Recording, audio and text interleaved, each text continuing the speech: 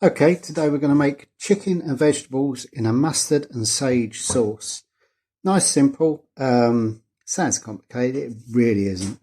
We're going to need some butter and flour to make the roux for the sauce, some chicken stock, mustard, Lea and Perrins, optional chili sauce. I have to have it or I'll shrivel up and die.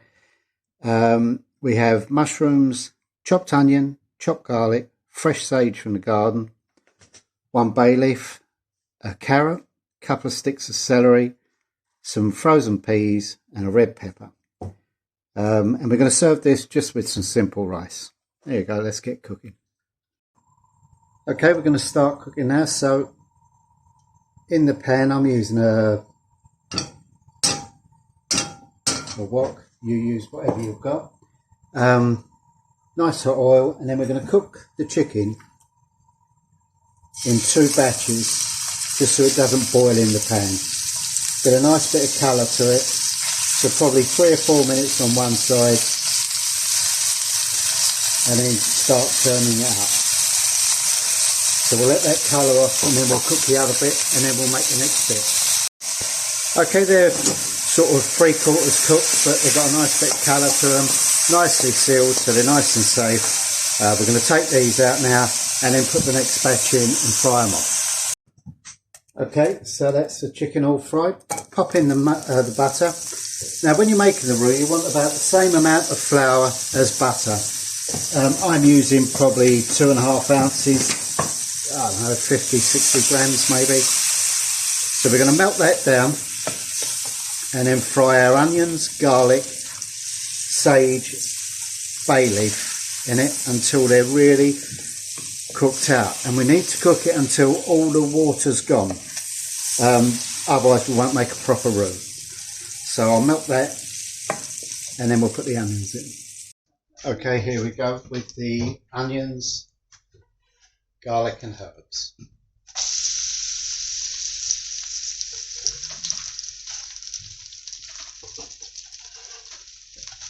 We just keep frying these until all the water's gone. You'll know what I mean when you fry it because you'll see it come out. That'll probably take, I don't know, 4 or 5 minutes. Okay, you can see that they're cooked out now. There's no water hanging around, it's just the butter in now. So we're adding the flour now. This is about 1/3 cup. As I say, it's the same amount of flour roughly to the butter that you put in. Now it's really important that this cooks out for at least 3 or 4 minutes on a low temperature. Otherwise, when you make the sauce, you're going to get like a grainy feel in the mouth. So we'll put this, cook it on a slow heat for about 5 minutes until it goes nice and sandy. Okay, you can see that that's now quite sandy. And it's really important you don't skip that step of cooking it out, otherwise you will taste all the flour and it won't be nice. So into that now we're going to pop a pint of chicken stock. Now you could do this with milk or half chicken stock, half milk, but I don't think it needs the milk, to be honest. It's a bit more creamy, I know. And you could add a glass of white wine if you wanted to, but this is budget cooking, so we're not doing that. Okay, so we just bring this to the boil and then we'll start adding the veggies.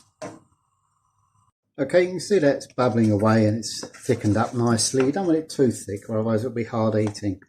So into that we're going to put a teaspoon of mustard. You don't have to put this. I like my chili, so I'm putting in some green sriracha. Also a little Worcestershire sauce, maybe a tablespoon. Give that a little stir. The mustard and the sage really work nice together. Okay, back in with the chicken. And then we're going to add our mushrooms. Now the mushrooms are going to produce more water, so it's going to get thin, but it will thicken back up as you cook it out. So that's them, and then your celery and carrot.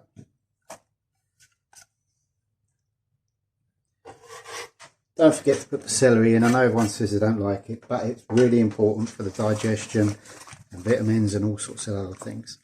So there we go. We're going to cook that out. We're not going to add the peppers and the peas yet.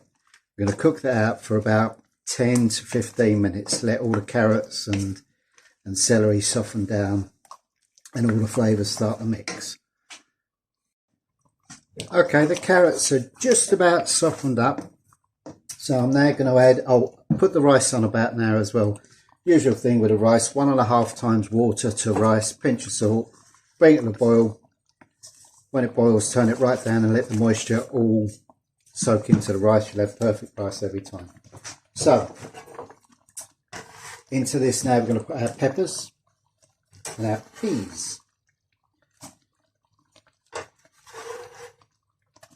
We're going to cook this until they're just cooked. You don't want it too mushy.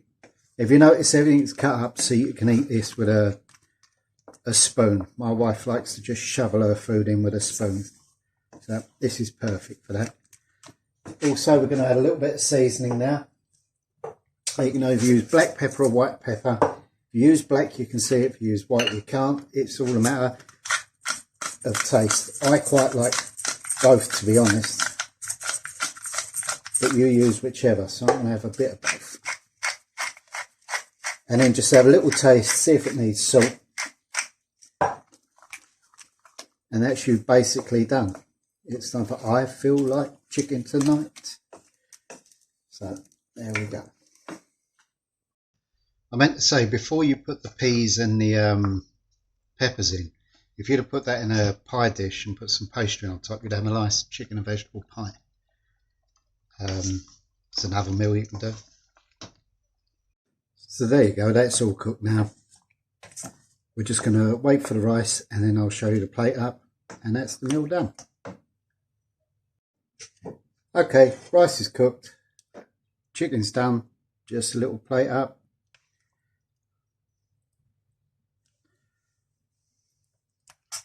Now, you could finish this with a glug of cream to make it like a chicken a la king or something like that. But that adds cost and calories. So, perhaps better just to leave it like that. You can see that. But there you go. Chicken and vegetables. Sounds complicated. Absolutely not. Try it. It's good for you. And it will help the pennies go further.